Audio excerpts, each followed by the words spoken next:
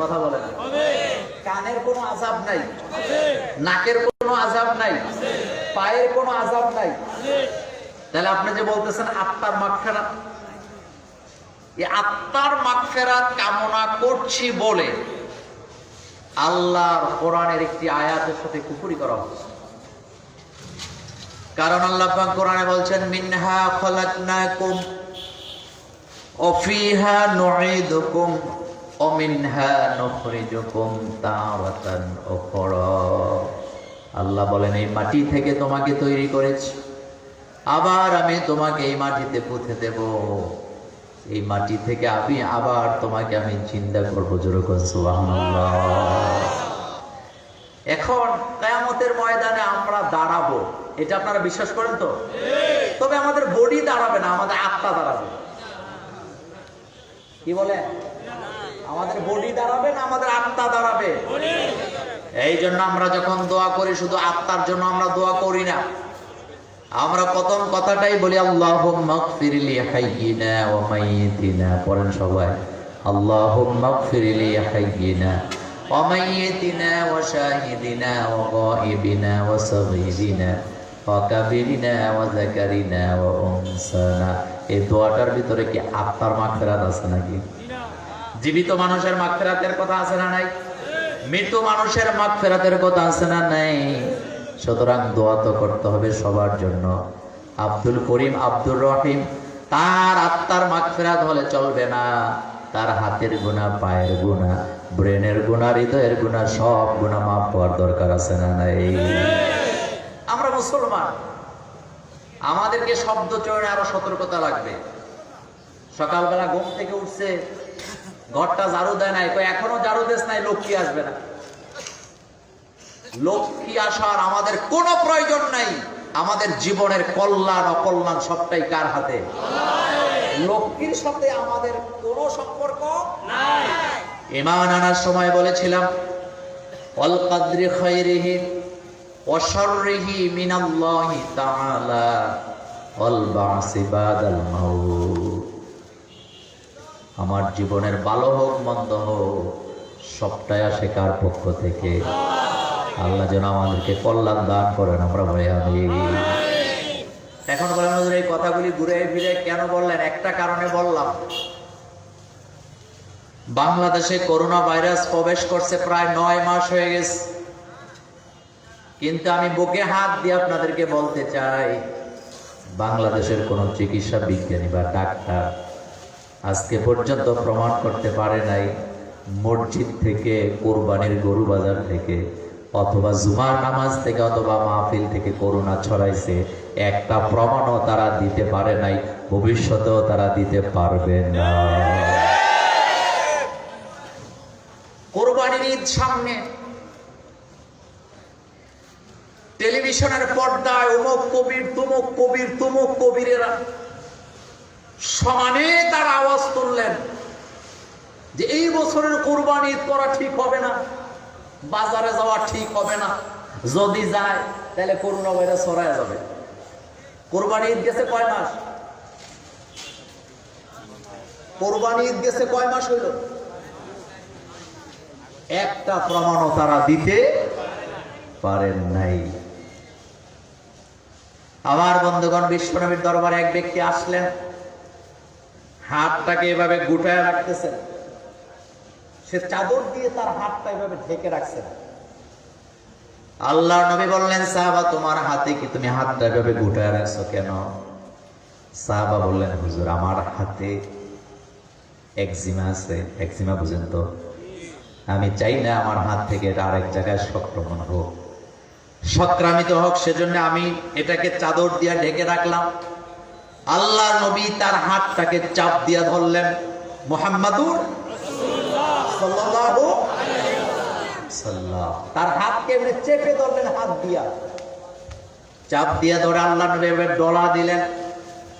আর নবীজি বললেন, তুমি যদি বলো এটা ছড়াবে তোমার কাছ থেকে, তাহলে বলো প্রথম যেই ব্যক্তি আক্রান্ত হয়েছে তার কাছে আসছে কোত্থেকে? সুতরাং মহামারী আল্লাহর গজব ছাড়া কিছুই না। সারা পৃথিবীতে সারা পৃথিবীতে যত জাতি আছে একমাত্র কেবলমাত্র একটাই জাতি, তারা দূরত্ব বজায় চলে নাই নামাজের কারণে, রোজার কারণে, কোরবানির কারণে, মাহফিলের কারণে, কোরআনের মাহফিলের কারণে, কিন্তু প্রমাণ হয়ে গিয়েছে তারাই পৃথিবীতে সবচেয়ে বেশি নিরাপদে আছে করোনা ভাইরাস থেকে।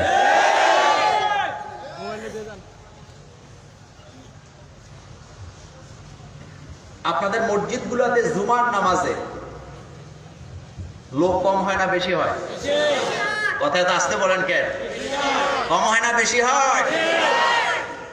এই যে আজকেও আমাকে ইমাম সাহেব বললেন যে হুজুর মসজিদটা বড় করা লাগবে, আপনি জনগণের কাছে একটা আবদার রাখেন যাতে করে তারা সহযোগিতা করেন মসজিদটা যাতে বড় হয়। কেন বললেন? লোক জায়গা হয় না বলেই তো মসজিদ বড় করা দরকার। সুতরাং আজকের মাহফিল থেকে স্পষ্ট ঘোষণা দিতে চাই, রোগকে আমরা অবশ্যই শ্রদ্ধার সাথে মোকাবেলা করি, তার জন্য চিকিৎসা নেব, মাস্ক আমরা অবশ্যই পরব, স্বাস্থ্যবিধি আমরা মানব। তবে এক থেকেই আমাদের রক্ষা পাওয়ার জন্য একেবারে নামাজ ছেড়ে দিতে হবে, কোরআনের মাহফিল ছেড়ে দিতে হবে, মসজিদে যাওয়া বন্ধ করতে হবে। এই রকমের বাউতাবাজির স্লোগান মানি না, মানি না, মানি না, মানি না।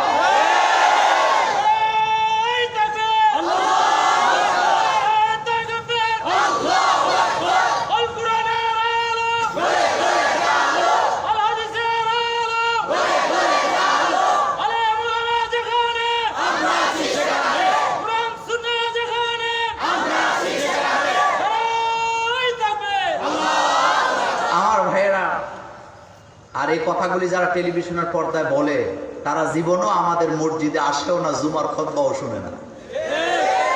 কোরআনের মাহফিলে আদৌ কি তাদের আসার কোনো সম্ভাবনা আছে? আচ্ছা, এটা গল্প বলি, গল্প, এটা জুমলা খবরিয়া, সত্য হইতে পারে, মিথ্যাও হইতে পারে, গল্প তো। এদেশে একটা সময় ছিল খুব অভাব ছিল, লোকেরা আটা পানি মিশাইয়া গরম করে লাড়া দিয়া খাইতো, এটারে যাও বলে। আপনাদের দেবীদারে কি করে? আটা যাও, বুঝতে পারছেন? কিসের যাও? এটা মুরব্বীরা চিনবে বেশি, জিজ্ঞেস করে। এক বেচারা সারা জীবন আটা যাওই খাইছে, ভাত আর তেমন একটা চোখে অভাবের কারণে আর কি। এই ভদ্রলোকের বিয়া প্রভাবশালী ধনাঢ্য পরিবারে, এরকম অনেক সময় হয় না? তো বিয়ের মজলিসে খাইতে বসছে, বসার পরে আপনার খাবার দাবার খুব ভালোই খাওয়াইছে, সর্বশেষ সামনে এনে হাজির করছে পায়েস। কি পায়েস খাইছেন তো আপনারা? পায়েস দেখতে খানিকটা আটা জবের মতোই লাগে। বেচারা খুব খেটলেন যে সারা জীবন আটার জাউ খাইতে খাইতে অস্থির হয়ে গেছি, আর এখন শ্বশুর বাড়িতে প্রথম দিনে আটার জাউ খাইলাম না, এটা দূরে সরাই দেয়। বেচারা আর খায় নাই, কিন্তু আশেপাশে যারা ছিল তারা খাইছেন, খুব মজা করেই খাইছে। খাইতে যে একটু পায়েস পড়ে গেছে দস্তরখানে, বেচারা মনে মনে ভাবলেন আটার জাউটা একটু লালচে হয় আর এটা একটু সাদা সাদা লাগে, ঘটনাটা কি, জিনিসটাকে একটু দেখা দরকার। একটু আঙ্গুল দিয়া ওইটা উঠায়া যখন জিহ্বায় দিছে, বেচারার চোখ দুইটা এখন বড় হয়ে গেছে, আর আফসোস করে বলতেছে, হায় হায় কি করলাম, এটা তো আটাশ যাও না, এটা তো আটাশ যাওয়ার বাপ দাদা, কি জিনিসটাই না হারাইলাম। রাতের বেলা বাসর করে যখন দিছে, ঘুমায় না। বিবি বলতেছেন, তুমি কি ঘুমাবা না? কয় না, তুমি ঘুমাও, আমার মাথায় অন্য কিছু কাজ করতেছে। মানে প্ল্যানিং করতেছে শাশুড়ির আলমারা থেকে কিভাবে করে পায়েসের পাতিলটা চুরি করা যায়, কারণ এটা তো তখন আটাশ যাও মনে করে খায় নাই। এই কথাটা এই জন্য বললাম, 71-72 চ্যানেলে বসে বসে যারা ইসলাম বিদ্বেষী কথা বলে, তারা জীবনেও কোনোদিন মসজিদে আসে না, আলেম ওলামার বক্তব্য শোনে না। তারা যদি আলেম ওলামার বক্তব্য শুনতো, মজা পাইতো, জীবনেও তারা কোনোদিন ইসলামের বিরুদ্ধে কথা বলতো না। এই জন্য তাদেরকে আমরা আহ্বান করি, তোমরা আসো, তোমরা আসো, আমাদের কথাগুলি তোমরা শুনো। আমরা আলেম ওলামারা সাম্প্রদায়িক বক্তব্য দেই না, কারণ আমাদের নবী মুহাম্মদ সাল্লাল্লাহু আলাইহি ওয়াসাল্লাম আমাদেরকে সাম্প্রদায়িক হওয়ার জন্য শিক্ষা নেই। আল্লাহ রাসূল সাল্লাল্লাহু আলাইহি ওয়াসাল্লাম ১৫০০ বছর আগে বলে গেছেন, ইসলামে সাম্প্রদায়িকতার কোনো জায়গা নাই। মুসলিম শরীফের সহিহ বর্ণনায় বিশ্বনবী বললেন, মান দাআ ইলা আসাবিয়্যাতি ফালাইসা মিন্না, যারা সাম্প্রদায়িক উস্কানিমূলক বক্তব্য দেয় তারা আমি বিশ্বনবীর উম্মত হতে পারে না। আমরা সাম্প্রদায়িক কথা বলি না, সাম্প্রদায়িক উস্কানিমূলক কথাও আমরা বলি না, বরং আমরা আমাদের কলিজা দিয়া সম্প্রীতির কথা, ভালোবাসার কথা আমরা বলি। কথা ঠিক কিনা? সাম্প্রদায়িক কথা বলার আমাদের কাজ না। আমরা যদি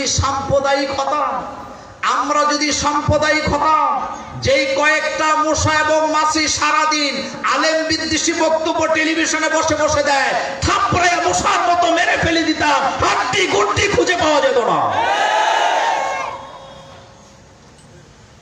এগুলোরে গণার আমাদের টাইম নেই।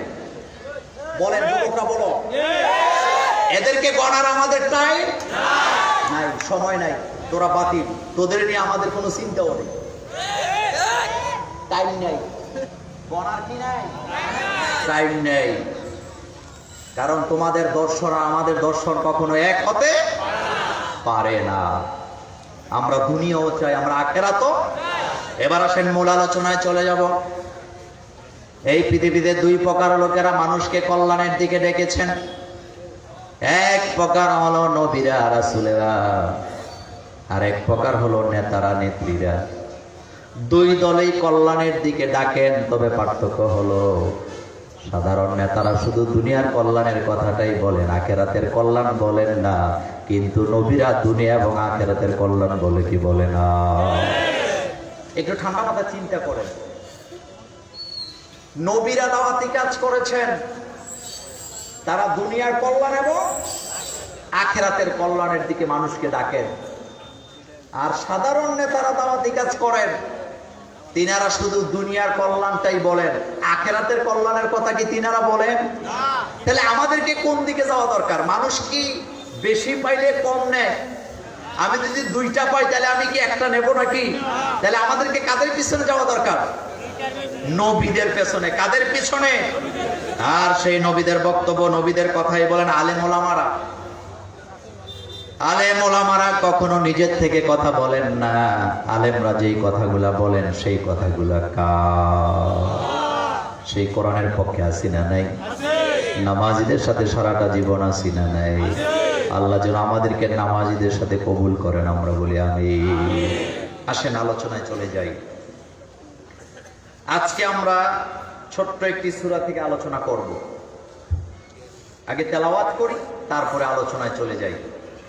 আমার সাথে পড়েন, আউযু বিল্লাহি মিনাশ শাইতানির রাজীম, বিসমিল্লাহির রহমানির রহিম।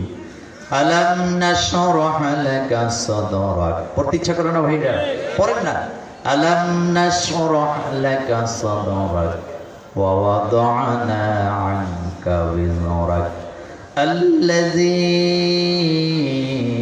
أنقض ظهرك ورفعنا لك ذكرك فإن مع العسر يسرا إن مع العسر يسرا فإذا فرغت فانصب وإلى ربك فارغب। কথাগুলি কার? আর আস্তে কোন? কথাগুলি সত্য না মিথ্যা? কত পার্সেন্ট সত্য? আরো জোরে বলেন, কত পার্সেন্ট সত্য? আমি আজকে ভূমিকা দেব না, সরাসরি আলোচনায় যাব। যে সূরাটি আমরা তেলাওয়াত করলাম, এই সূরাটির নাম হচ্ছে সূরাতুল ইনশিরাহ। সূরাটার নাম কি? সবাই বলতে হবে, সূরার নাম কি? ইনশিরাহ। এই সূরাটিতে আয়াত সংখ্যা ৮, রুকু সংখ্যা ১। সূরাটি নাযিল হয়েছে মক্কায়।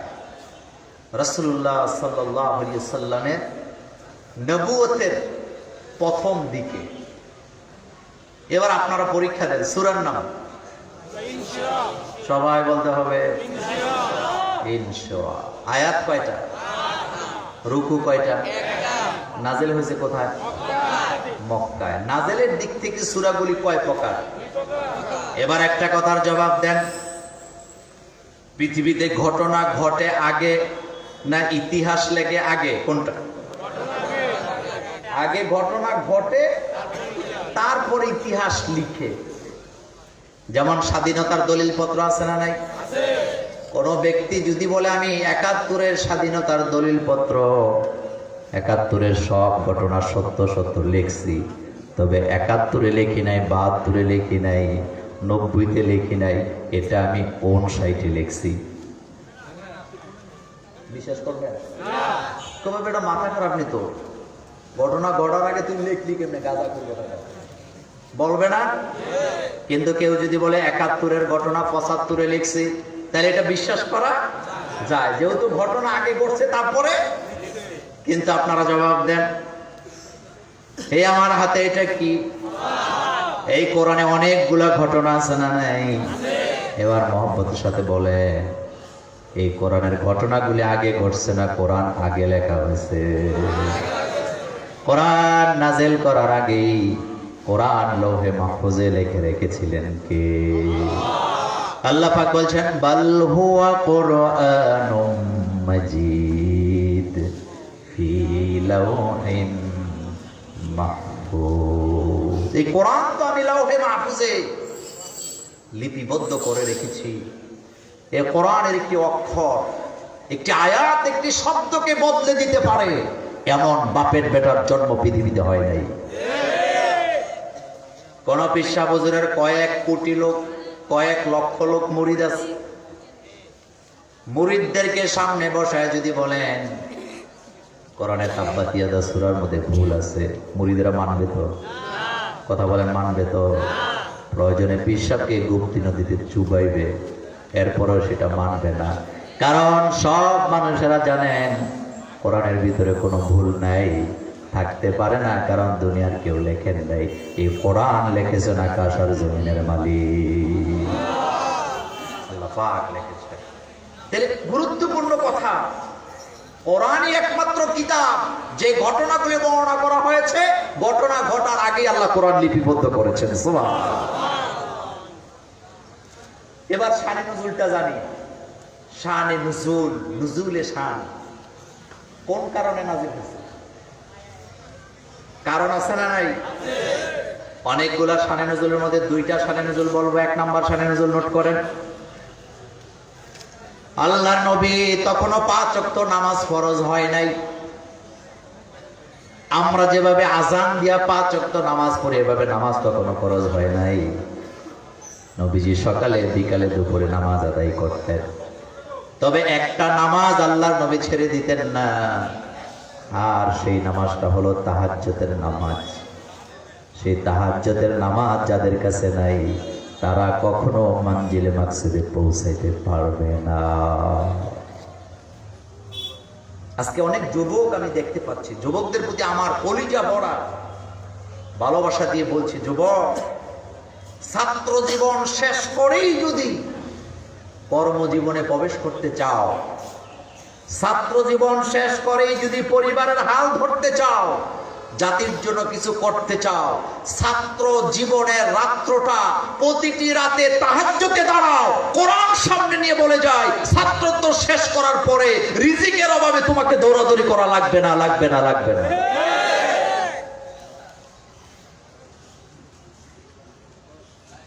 আমার ভাইয়েরা জবাব দেন,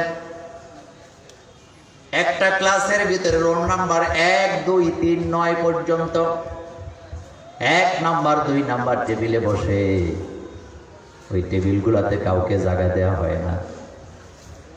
লেভেন্ডিস মার্কা ছাত্র যাদেরকে আমরা বলি তারা পেছনের টেবিলগুলোতে বসে। কিন্তু আপনারা বলেন ১ নাম্বার টেবিলে বসার পরেও লেখাপড়া শেষ করে কিচ্ছু করে না, বেকার রাস্তাঘাটে হাঁটে এমন লোক আছে না নাই? আবার সবার পেছনের টেবিলে যে বসতো সবচেয়ে ভালো চাকরিটা সে করে, এমন ঘটনাও আমাদের দেশে আছে না নাই? কে দিয়েছেন? তাহলে বোঝা গেছে শুধু ছাত্র ভালো হইলে ছাত্র ভালো চাকরি পাবে এর কোনো গ্যারান্টি নাই। রিজিকের মালিক কার হাতে? রিজিকের মালিক কে? তাহলে তাহাজ্জুদের নামাজের বিকল্প নাই। আপনি যদি সফলতা চান, এই যে বাংলাদেশে বড় বড় আলেম দেখেন, বক্তা দেখেন, অনেকে তো নিয়ত করে যে আমি অমুকের মতো আলেম বানাবো, ছেলেকে অমুকের মতো বানাবো, হেফজখানায় পড়ে, কারিয়ানা বিভাগে পড়ে, লেখাপড়া করে, ফাজেলে আলেমে দাওরাতে উলাতে পড়েন, সেও চায় বড় আলেম হবে। কিন্তু তোমাদের জন্য আমি বলে দিয়ে যাই, তাহাজ্জুদের নামাজ যদি ধরতে না পারো, বড় আলেম হতে পারবা না, পারবা না, পারবা না। বিশ্বনবীকে আল্লাহ বলছেন, অমিনাল লাইলি ফাতাহাজ্জাদ বিহি নাফিলাতাল লাক আসা আইয়াবআসাকা রাব্বুকা মাকামাম মাহমুদা। বিশ্বনবীকে আল্লাহ বললেন, হাবিব আপনি তাহাজ্জুদের নামাজে দাঁড়ান। কিসের নামাজ? আল্লাহর ওলি হইতে গেলে কি পড়া লাগে? কারণ তাহাজ্জুদের নামাজ একমাত্র নামাজ যেই সময়টা বান্দার মধ্যে কোনো কিবির থাকে না, সরাসরি আল্লাহর সাথে সম্পর্ক হয়ে যায়। তাহাজ্জুদের নামাজ আদায় করে সফলতা চাইবেন, নাকি মনা পাগলার তাবিজ গলায় ঝুলাইয়া সফলতা চাইবেন? যুবকরা বলতে হবে কথা। আমাদের দেশে মনা পাগলার তাবিজ আছে না নাই? এই দেবিদ্বারে নাই? তাবিজের নমুনা দেখেন, পাবলিসিটি করতেছে। আমার কাছে যেই তাবিজ খান আছে, খুব বেশি টাকা লাগবে না, হাদিয়াও বলে, দাম বলে না, মাত্র 20 টাকা। তাবিজের এমন পাওয়া, আপনি কি প্রেমে ব্যর্থ হচ্ছেন? 20 টাকার তাবিজটা নিয়ে যান, প্রেমে সার্থক হবেন। আপনি কি আপনার শাশুড়ি আম্মার প্রেমে হাবুডুবু খাচ্ছেন? 20 টাকার তাবিজ দেন, আপনি সাকসেস হয়ে যাবেন। আপনি কি ব্যবসা করে খাচ্ছেন? 1 টাকা দিয়ে ব্যবসা করবেন, আমার তাবিজ ব্যবহার করলে 1 লাখ টাকার মালিক হবেন। এরকমের বাটপার আমার বাংলাদেশে নেই। এখন আপনাদের কাছে একটা কথা জিজ্ঞেস করি,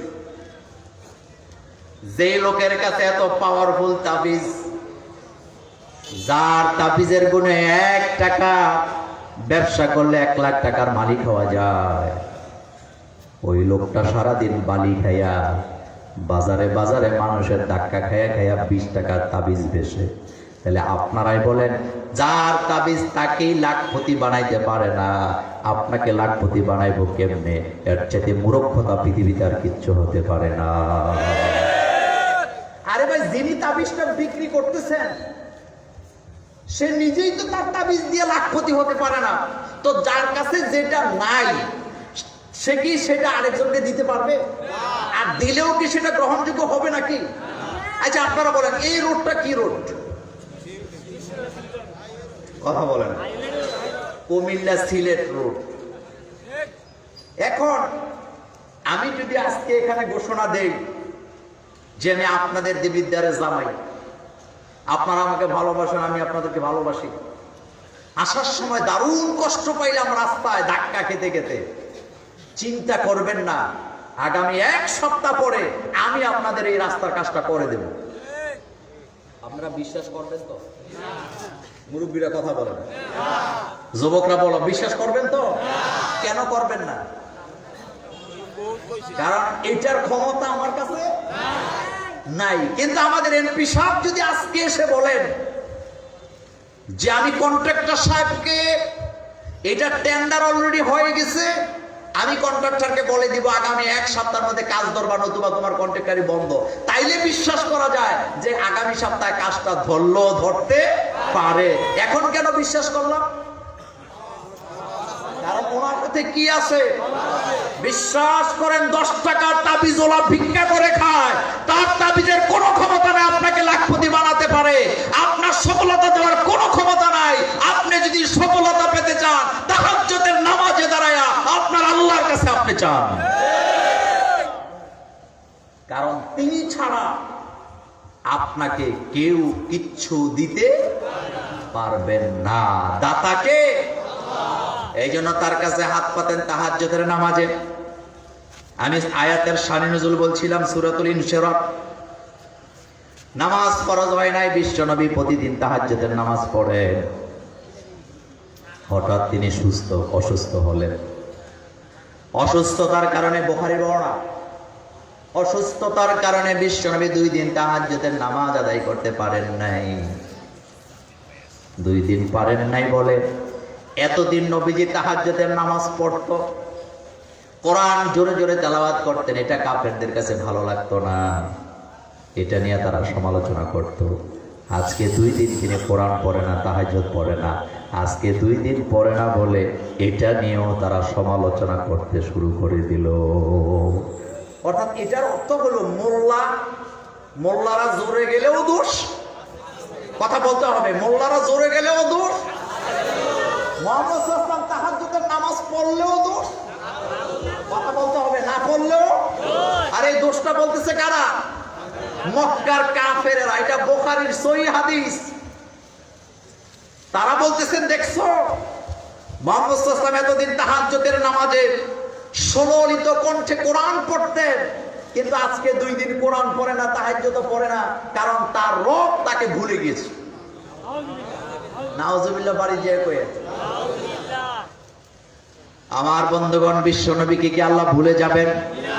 কোন সম্ভাবনা আছে নাকি?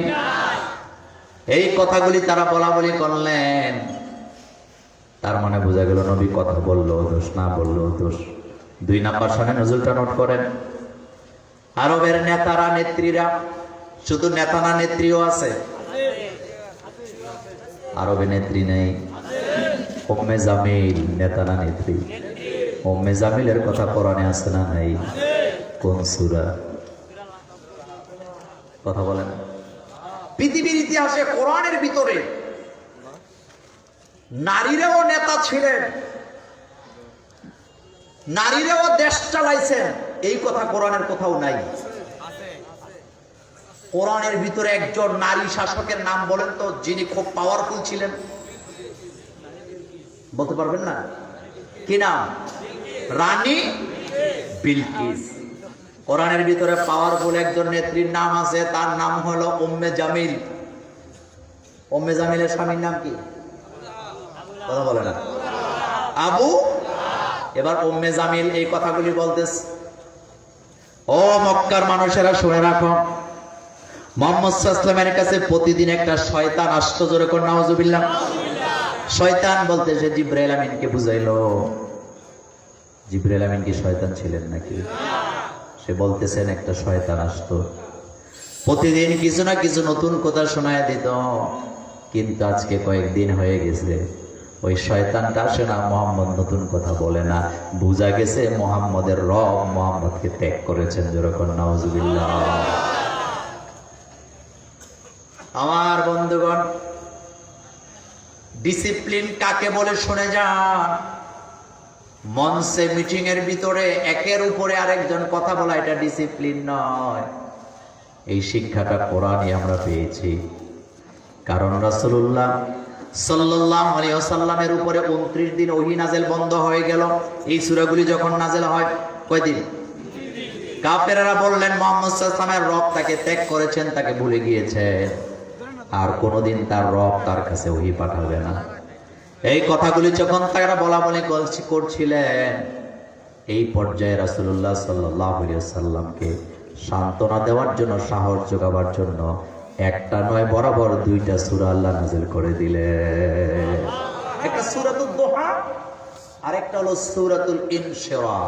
কয়টা সূরা? 2টা। তাহলে আজকে আমরা আলোচনা করতেছি দ্বিতীয়টা। কি নাম? আরো জোরে বলেন। আয়াত কয়টা? রুকু কয়টা? নাযিল হয়েছে কোথায়? মক্কায়। আমার বন্ধুগণ, নবীজি কথা বলেন না ততক্ষণ, জিবরাইল আমিন বলেন না যতক্ষণ। এটা কবির ভাষায় যদি বলি তাহলে কবি এভাবে বলেছেন, মোহাম্মদ হারগিজ না গুফতা তা না গুফতা জিবরাইল, মোহাম্মদ হারগিজ না গুফতা তা না গুফতা জিবরাইল, জিবরাইল হারগিজ না গুফতা তা না গুফতা রব্বুল জলিল। মুহাম্মদ সাল্লাল্লাহু আলাইহি ওয়াসাল্লাম কথা বলেন না ততক্ষণ, জিবরাইল আমিন এসে মুহাম্মদ সাল্লাল্লাহু আলাইহি ওয়াসাল্লামকে বলেন না যতক্ষণ। আর জিবরাইল আমিন কথা বলেন না ততক্ষণ, স্বয়ং আল্লাহ কথা বলেন না যতক্ষণ। কথাগুলি আসে কোন জায়গা থেকে? প্রথমে আল্লাহ বলেন কাকে, আর জিবরাইল আমিন বলেন কাকে? কিন্তু এই ধারাবাহিকতাটা বন্ধ ছিল কতদিন? এই 29 দিন বন্ধ থাকার কারণেই তারা সমালোচনা করলে মুহাম্মদ সাল্লাল্লাহু আলাইহি ওয়াসাল্লামের রব তাকে ভুলে গেছেন, তাকে ত্যাগ করেছেন। আর এই কথাগুলির জবাব দেওয়ার জন্য মুহাম্মদ সাল্লাল্লাহু আলাইহি ওয়াসাল্লামের উপর আল্লাহ পাক 2টি সূরা নাযিল করে বিশ্ব নবীকে সাহস দিলেন, সামনে এগিয়ে যাওয়ার জন্য সাহস জুগিয়ে দিলেন। সুবহানাল্লাহ। বিসমিল্লাহর আলোচনাটা আজকে করব না আমি, সামনে কিছু গুরুত্বপূর্ণ কথা আছে, সেখানে চলে যাব। 1 নম্বর আয়াতে বিশ্ব নবীকে আল্লাহ বলছেন আলাম নাশরাহ লাকা সাদরাক, আলাম নাশরাহ লাকা সাদরাক। পড়েন সবাই। যুবক ভাইদের জন্য এখানে বিরাট নসিহত আছে। আল্লাহ পাক বললেন আলাম নাশরাহ লাকা সাদরাক, হে নবী আপনি তাদের কথায় মন খারাপ করেন, তাদের কথায় আপনি কষ্ট পাইয়েন না। আলাম নাশরাহ লাকা সাদরাক, আমি কি আপনার বুকের পাটাটা শক্ত করে দেই নাই? বিরাট প্রশ্ন জাগে, যুবকরা ঠান্ডা মাথায় বুঝতে হবে। বিরাট প্রশ্ন। প্রশ্নটা কি? তারা সমালোচনা করতেছে রাসূল সাল্লাল্লাহু আলাইহি ওয়াসাল্লামের ওহী আসে না, তাহাজ্জুদে দাঁড়াতে পারে না অসুস্থতার জন্য। আর আল্লাহ বলতেছেন আলাম নাশরাহ লাকা সাদরাক, আমি কি আপনার বুকের পাটাটা শক্ত করে দেই নাই? তাহলে ওইটার সাথে বুকের পাটা কি সম্পর্ক সেটা জানা দরকার আছে না নাই?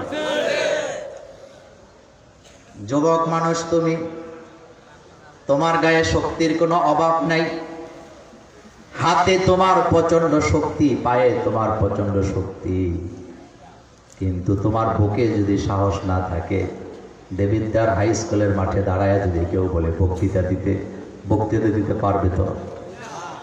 কথা বলে না, পারবে তো? হাতে পায়ে শক্তির কি নাই, কিন্তু অভাবটা কোন জায়গায়? বুকের পাটা। এই জন্য বলে নেতা হইতে বুকের পাটা লাগে। অনেকে বলে যে আমি বঙ্গবন্ধুর সৈনিক, ওনার মতো হতে চাই।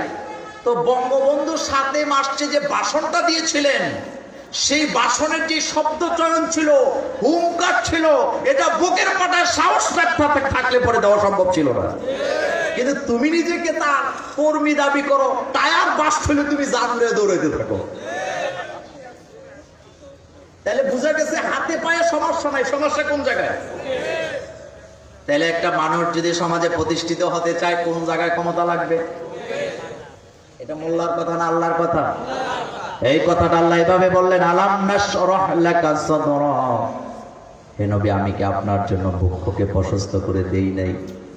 আপনার বুককে আমি শক্তিশালী করে দিয়েছি। দেবিদ্যারের মানুষ কান পেতে শোনেন। আপনাদের এলাকার একটা ছেলে ভালো ব্রেন, তার দেওবন্দ মাদ্রাসা থেকে দাওরা পাশ করে আসছে, হাটহাজারী থেকে দাওরায়ে হাদিসের সনদ নিয়ে আসছে, অথবা বাংলাদেশের কোনো নামি দামি কামেল মাদ্রাসা বা দামতি মাদ্রাসা, জামিয়া কাসিমিয়া থেকে, অথবা ঢাকার শহরে যত বড় নামি দামি মাদ্রাসা আছে সেখান থেকে সে ডিগ্রি নিয়ে আসলো। এলাকায় আসার পরে এলাকার সর্দার মাতাব্বরেরা বললেন বাবাজি তুমি আসছো, তুমি বড় ভালো ছেলে, তুমি আমার এলাকার সম্পদ, তুমি যে লেখাপড়া করে আসছো, তোমার মতো এত ডিগ্রিধারী আলেম আমাদের দেশে নাই। আমরা আমাদের ভাই, আমার অত্যন্ত প্রিয়, আমার ওস্তাদ, আমার মুরব্বী, আমার দায়িত্বশীল আল্লামা সৈয়দ কামরুল ইসলাম সৈয়দ আনসারী হাফিজাহুল্লাহ, তিনি আমাদের মধ্যে উপস্থিত হয়েছেন। আমরা বলি আলহামদুলিল্লাহ। ভাইয়ের শানে একটা মিছিল দেওয়ার দরকার আছে না নাই? নারে তাকবীর, আল্লাহু আকবার, লিল্লাহি তাকবীর, আল্লাহু আকবার, নারে তাকবীর, নারে তাকবীর, কামরুল ইসলাম সৈয়দ আনসারী সাহেবের আগমন, শুভেচ্ছার স্বাগতম। বাংলাদেশের পক্ষ থেকে লাল গোলাপ শুভেচ্ছা, দেবতাবাসীর পক্ষ থেকে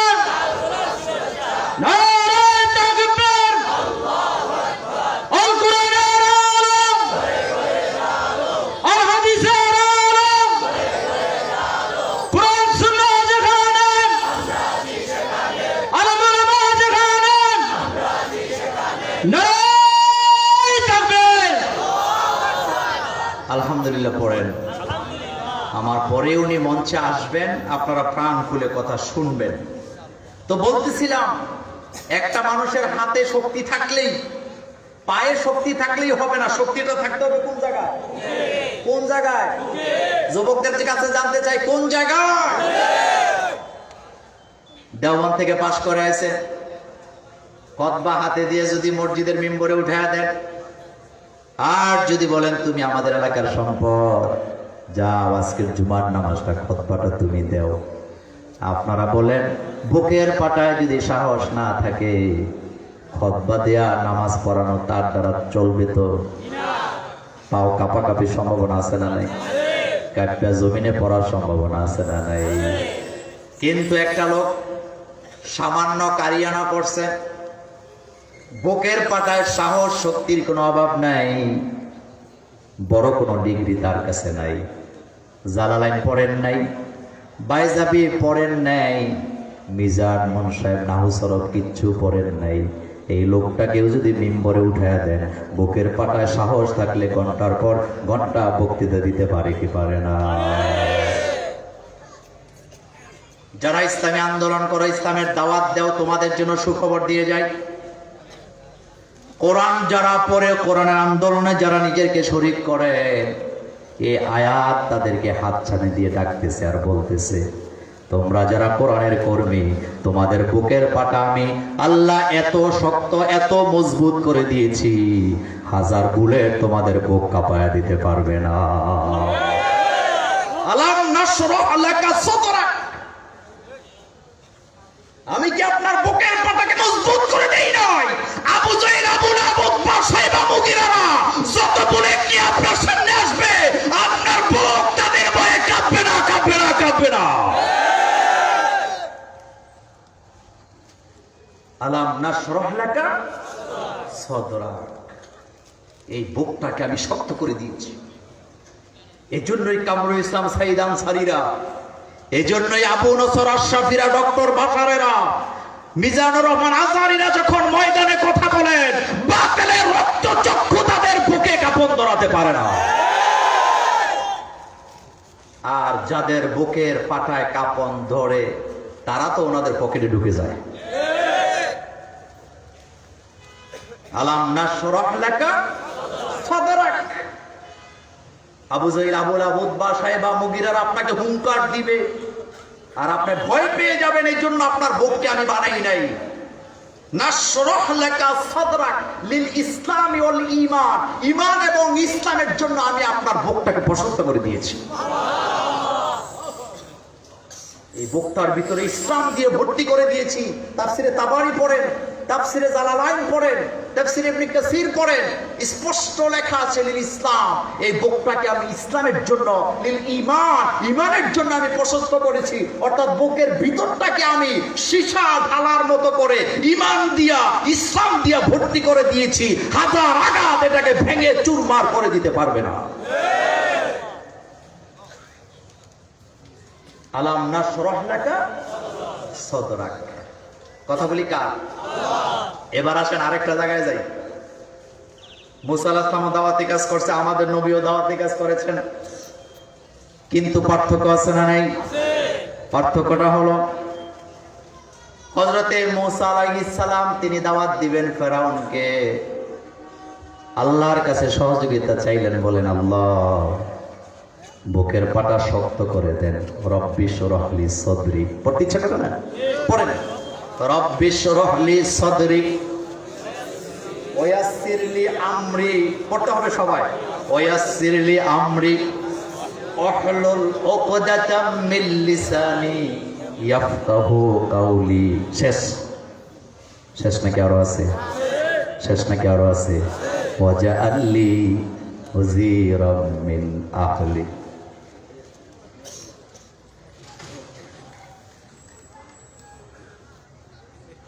আগাইলে কি শাস্তিবিধি, কি বলে, স্বাস্থ্যবিধি মানা হবে? আপনি বলেন, আমি বললে বিপদে পড়তে রাজি না। বলেন, অসুবিধা না, আপনি বলেন, কারণ আমি বললে এটা রেকর্ড হয়, কালকে কেউ বলছে দেখেন উনি নিজেই স্বাস্থ্যবিধি মানে না। সম্মানিত হাজির, আল্লাহর হস্তে আমার অপর ভাইকে একটু মাহফিল শোনার জন্য, কোরআন শোনার জন্য একটু জায়গা করে দিই। আপনার একটু সামনে জায়গা আছে, যাদের সামনে জায়গা আছে একটু আগাইয়ে বসে, একটু আগাইয়ে বসে, সামনে জায়গা আছে, সামনে খালি জায়গা, আপনার সবাই একটু আগে আসেন। আমার পিছের বাইকে একটু বসার, একটু কোরআন শোনার, একটু সুযোগ করে দেন। আল্লাহ আপনাকে সুযোগ করে দিবেন। আসেন, একটু আসেন, আমরা জিকির লা ইলাহা ইল্লাল্লাহ, লা ইলাহা ইল্লাল্লাহ। একটু আগান আগান আগান ভাই, আগান আগান।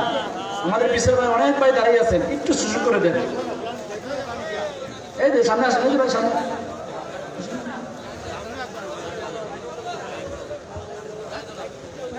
আলহামদুলিল্লাহ পড়েন, আলহামদুলিল্লাহ। থেমে যায়। আমরা কথা বলছিলাম কি নিয়ে? এই যুবকেরা কি নিয়ে কথা বলতেছি? এখন নিজের বুকটা মিলাও, সাহস আছে না নাই? যদি সাহস থাকে বুঝতে হবে তুমি হচ্ছে মোহাম্মদ সাল্লাল্লাহু আলাইহি ওয়াসাল্লামের আসল কর্মী। এটাতে আমি পরে আসতেছি, আগের কথাটা বলছিলাম। মূসা আলাইহিস সালাম আল্লাহকে বললেন রব্বি ইশরাহ লি সাদরি ওয়া ইয়াসসির লি আমরি ওয়াহলুল উকদাতাম মিন লিসানি ইয়াফকাহু কাওলি ওয়াজআল লি ওয়াজিরাম মিন আহলি। মূসা আলাইহিস সালাম বলেন আল্লাহ আপনি আমার সিনাকে শক্ত করেন, প্রশস্ত করেন, আমার জবানে আপনি হালকা মধু দেন যাতে করে কথাগুলি মানুষকে বুঝাতে পারি। ওয়াসির লি আমরি, আমার কাজগুলি সহজ করে দেন, অর্থাৎ দাওয়াতি কাজের বোঝাটা আমার জন্য সহজ করেন। এরপরে বললেন ওয়াজআল লি ওয়াজিরাম মিন আহলি, দাওয়াতি কাজ করতে হলে নেতা একা করলে হবে না, নেতার সাথে কিছু কর্মী লাগে না। আর আসতে কোন নেতার সাথে কর্মী লাগে না? কর্মীদের দাম কম না বেশি? কর্মী ছাড়া যদি নেতা কোনো জায়গায় যায় দাম কম না বেশি? এজন্য যারা নমিনেশনের জন্য যায় বেশি করে কর্মী লয়ে যায়, তবে তাদের কর্মীগুলা টাকা দিয়া পেট্রোল দিয়া কিনা, প্রয়োজনে গাজার টাকা দিয়া লয়ে যায়। কেন নিচ্ছে? কারণ নেতার দাম নাই কি ছাড়া। আর মূসা আলাইহিস সালাম বললেন আল্লাহ দাওয়াতি কাজের জন্য বুক প্রশস্ত করেন, সিনাকে শক্ত করে দেন, কাজ দাওয়াতি কাজের বোঝাটা সহজ করে দেন। করলে হবে না ওয়াজআল লি ওয়াজিরাম মিন আহলি, ইসলামে আন্দোলন করতে হলে শুধু নেতা দিয়ে হবে না, কিছু কর্মীও লাগবে। আপনি দয়া করে আমার জন্য কিছু কর্মী তৈরি করে দেন। আর সেই কর্মী হতে আমরা রাজি আছি। এত আসতে বললে হবে না, রাজি আছি। এই বাংলার জমিনে যদি ডাক আসে কোরআনের রাজ কায়েমের, সেই কোরআনের রাজ কায়েমের কর্মী হতে রাজি আছি না নাই? কারা কারা রাজি আছি? দুই হাত তুলে আমার আল্লাহকে দেখায় দাও। নারায়ে তাকবীর, নারায়ে তাকবীর, আল কোরআনের আলো, আল হাদিসের আলো, কোরআন সুন্নাহ যেখানে, আলেম ওলামা যেখানে, নারায়ে তাকবীর। আমার ভাইয়েরা কর্মী হতে রাজি আছি না নাই? আমরা হব নামাজের কর্মী, আমরা হব রোজার কর্মী, আমরা হব হজের কর্মী, আমরা হব ইসলামী আন্দোলনের কর্মী, আমরা হব কোরআনের কর্মী। শয়তান আর ইবলিসের কর্মী আমরা হব না। আলাম নাশরাহ লাকা সাদরাক। এই জন্য ইসলামী আন্দোলন যারা করে তাদের বুকের পাটার ভিতরে লক্ষ কোটি জমানো সাহস আল্লাহ জমায় রেখে দিয়েছে। লোকেরা দেখায় আঙ্গুল দিয়েছে, আমাদের খতিবের সাহস দেখছো? সভাপতি ঘুষ খায় কিন্তু কেয়ার করে না, সভাপতির ময়ে ফেলে। কথা ঠিক কিনা? সেক্রেটারি ঘুষ খায়, সেক্রেটারির খবর নাই, এরপরে কেশিয়ার সুদ খায়, ইমাম সব এত তেজ তার বুকের পাঠায় ময়ে ফেলে। কিসের কারণে? কোন জায়গায়? কোন জায়গায় সাহস? এই জায়গায় সাহস নাই, কামছে ফুটুস। নবীজিকে আল্লাহ পাক বলেন আলাম নাশরাহ লাকা সাদরাক। কর্মী হতে চাও, বড় নেতা হতে চাও, বিশ্বাস করো যে কোনো দলের নেতাই হও না কেন, বুকের পাটায় যদি সাহস না থাকে নেতা হতে পারবে না। আর আমার নবী তো আঞ্চলিক কোন নেতা দল, আমার নবী তো মক্কার কোন নেতা নন, তিনি তো বিশ্ব নেতা। তাহলে তার বুকের পাটায় সাহসের দরকার আছে না? এই জন্যই তো আল্লাহ বলছেন আলাম নাশরাহ লাকা সাদরাক। আমি কি আপনার সিনাটা প্রশস্ত করে দেই নাই? প্রশস্ত করে দিয়েছি, তবে এটা খালি নয়, এটার ভিতরে কি দিছি? দুইটা জিনিস, একটা হলো ইসলাম আর একটা হলো ঈমান।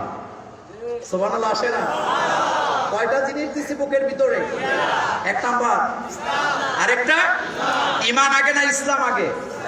ইসলাম আগে, ইসলাম আগে। হাদিসে জিবরাইল পড়ে দেখেন, ইসলাম আগে। ইসলাম আর ঈমান দিয়া আপনার বুকের ভেতরটাকে আমি ভর্তি করে দিয়েছি। সুবহানাল্লাহ। আল্লাহ যেন আমাদের বুকের পাটাকে শক্ত করে দেন, আমরা বলি আমিন। এরপরে 2 নম্বর আয়াতে আল্লাহ পাক বলছেন ওয়াদানা আনকা বিজরাক। হে নবী, দাওয়াতি কাজের যে বোঝা আপনার কাঁধের উপরে ছিল, সেই বোঝাটাকে আমি হালকা করে দেই নাই। তার মানে হলো দাওয়াত দেওয়ার পরিবেশ ছিল না, আমি আল্লাহ আপনার জন্য পরিবেশ তৈরি করে দিয়েছি। দাওয়াত দেওয়ার পরিবেশ ছিল না, আমি পরিবেশ তৈরি করে দিয়েছি। নামাজের কথা, রোজার কথা, হজের কথা, যাকাতের কথা, এটা বলার পরিবেশ নাই, কিন্তু আমি আল্লাহ তৈরি করে দিয়েছি। আজকে আমাদের মুরব্বী বাবারা ঘরের ভিতরে দাওয়াতের পরিবেশ থাকার পরেও লাইট বন্ধ রেখে ওযু করে চুরি করে ফজরের নামাজে যাইয়া সূরা হাশরের 3 আয়াত পড়ে জান্নাতে যেতে চায়। কথা বুঝেন নাই? কথা বুঝেন নাই? ব্যাখ্যা দেই। মুরব্বী মানুষ, বয়সটা 60-70 হয়ে গেছে, ঘরে পুত্রবধূ আছে, ছেলে আছে, নাতি আছে, নাতনিরা আছেন, মেয়েরাও আছে, ঘুমায় আছে সবাই। ফজরের সময় আজান হচ্ছে, বুড়া মিয়া ঘুম থেকে জাগছে, ফজরের নামাজ মিস করে না, কিন্তু জাগার পরে লাইটটা জ্বালায় না। লাইট জ্বালালে বাকি লোকদের ঘুম ভেঙে যাবে, তাদের কষ্ট হবে, এই চিন্তা করে দরজাটা আস্তে করে খুইলাম, লাইট না জ্বালায়া হাত দিয়া ধরে ধরে ওযুর পানিটা কোন রকমে পাইয়া ওযু কইরা মসজিদে চলে গেছে। কিন্তু ঘরের ভিতরে আরো 10 জন, 12 জন, 15 জন সদস্য ঘুমায়া আছে, তাদেরকে ফজরের জন্য জাগান নাই। মসজিদে গিয়া জামাতে নামাজ পড়া, তাসবিহ পড়া, সূরা হাশর পড়া জান্নাত তালাশ করে এমন বুড়া মুরব্বী আমাদের সমাজে আছে না নাই? এখন ফতুয়া আপনারা দিবেন, উনার নামাজ কবুল হয়েছে তো? ফতুয়া কিন্তু আমি দিচ্ছি না, আপনাদের থেকে দেওয়া হবে। ওনার নামাজ কবুল হয়েছে তো? কেন হয় নাই? কেন হয় নাই? কারণ উনি নিজে চোরাগলি দিয়া জান্নাতে যেতে চায়, আর ওনার পরিবারের লোকদেরকে উনি জাহান্নামের দিকে ঠেলে দিতে চায়। আপনি মুরব্বী, আপনার উচিত ছিল ফজরের আযান হওয়ার পরে ঠাস করে দরজাটা খুলবেন, সবগুলো রুমের লাইট আপনি হাত দিয়ে জ্বালায় দিবেন, আর বেডটা দেয়ালের উপরে আঘাত দিয়ে বলবেন ফজরের আযান হয়েছে, আমার ঘরে যদি কোনো সদস্য ঘুমিয়ে থাকো, এই পুরা মানুষ আমার লাঠি দিয়ে পিটায় গরমের মতো ঠান্ডা করে দেওয়া হবে। কিন্তু এটা করছেন কয়দিন? কয়দিন করছেন? তাহলে বুঝা গেছে আপনি চোরাগুলি দিয়ে জান্নাতে চলে যাবেন, আর ওরা বেনামাজি থাক, ওদের জান্নাতে যাওয়ার দরকার নাই। এমনটা বুঝা যায় কি যায় না? নাকু আনফুসাকুম ওয়া আহলিকুম নার ওয়া আনজির আশীরাতাকাল আকরাবিন। নবীজিকে আল্লাহ পাক বললেন, হাবিব, ঘরের থেকে দাওয়াতি কাজ শুরু করেন, দাওয়াতে তাবলীগের কাজ। তাবলীগের ভাইয়েরা দাওয়াতি কাজ করেন, সবাই তো দাওয়াতি কাজ করে, অনেকেই তো করেন। আমার ভাইয়েরা একটা কথার জবাব দেন, দাওয়াত কি ময়দানে আগে হবে না নিজের ঘরে আগে হবে? এত আসতে বললে হবে না।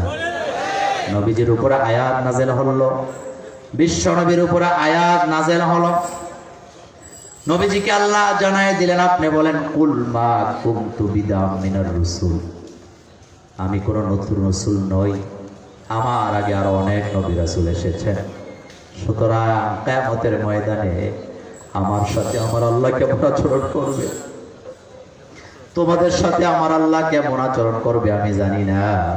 কিয়ামতের ময়দানের জন্য সতর্ক হও, আর সতর্ক হওয়ার মানে হলো নিজের আমল নিজেই ঠিক করে নাও।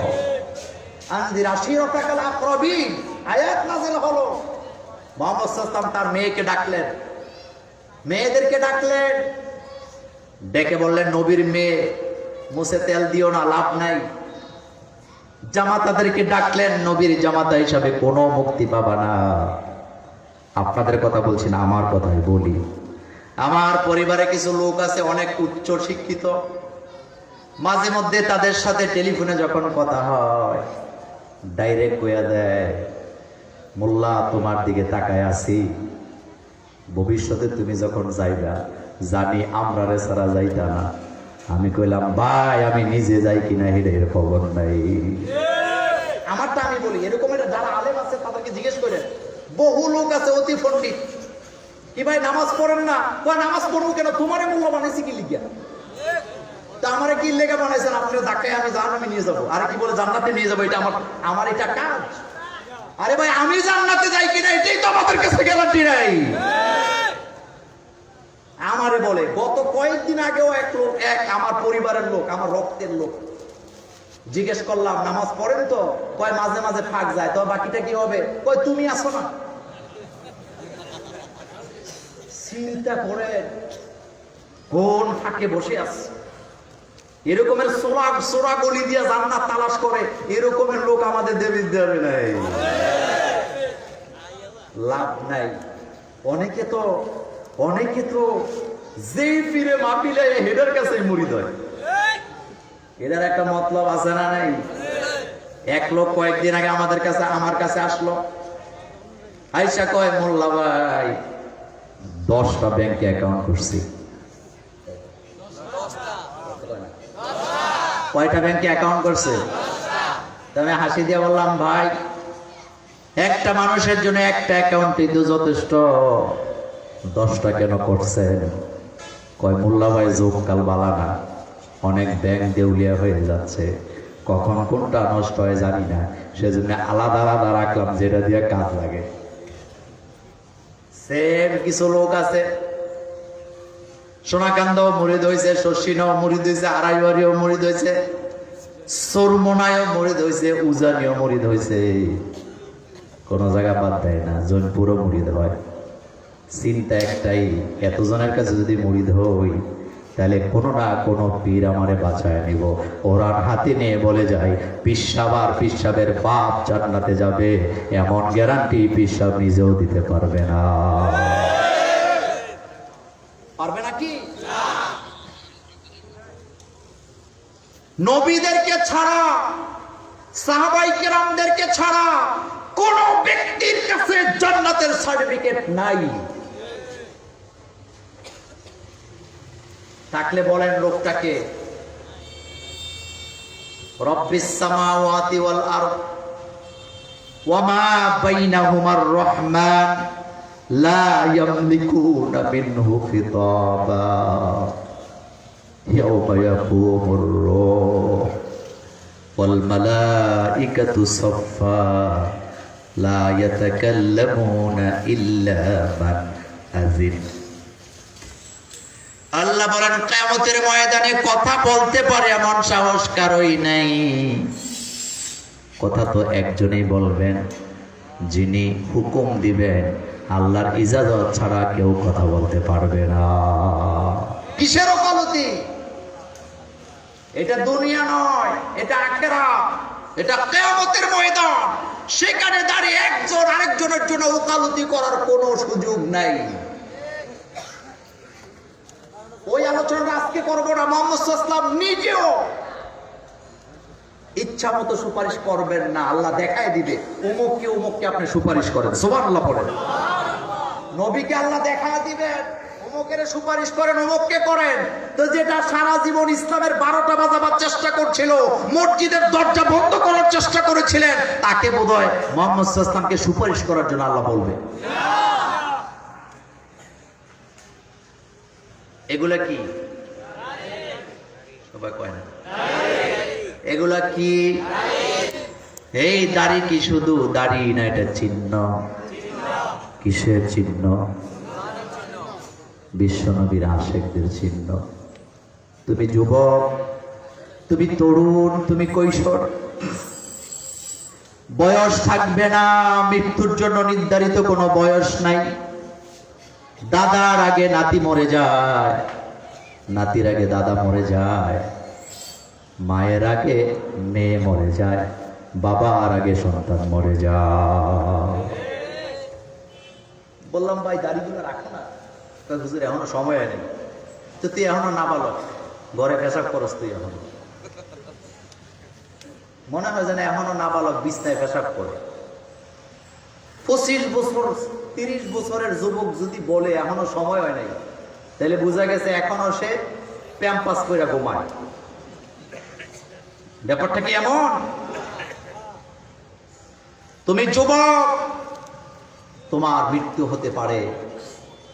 আপনি বুড়ো হয়ে গেছেন, আপনার মৃত্যু নাও আসতে পারে। এটা সমন জারি করেন কে? আজকের মাহফিলে যারা এসছে আমি অনুরোধ করে দিয়ে যাই, অনুরোধ করে দিয়ে যাই, কপালে চুমু খেয়ে বলে যাই, আর দেরি করো না। রাসূল যেই পথে গেছে তুমিও সেই পথের প্রতীক হয়ে যাও। বুকের পাটায় সাহস নাও। ভবিষ্যতে দাড়ি থাকলে বিয়ে হবে কি হবে না এই চিন্তা করে কোনো লাভ নাই। নবীর দাড়ি সুন্নত, দাড়ি রাখো, তোমার জন্য ভবিষ্যৎ উজ্জ্বল হয়ে যাবে। এদেশের হুজুররা বউ পায় না, এরা সবাই ইন্ডিয়া গিয়ে